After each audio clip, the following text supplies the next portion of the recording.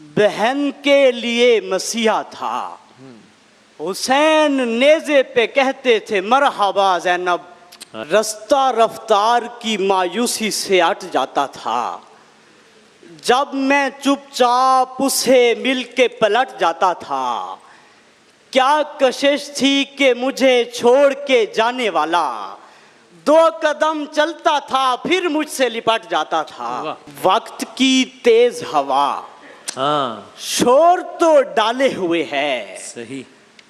एक दरीचा तेरी खुशबू को संभाले हुए है।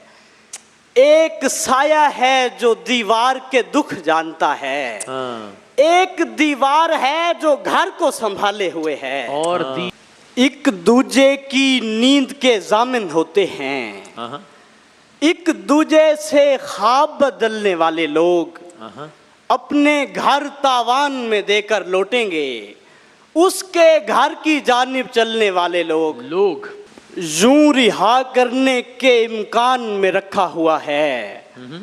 उसने जिंदा हमें जिंदान में रखा हुआ है।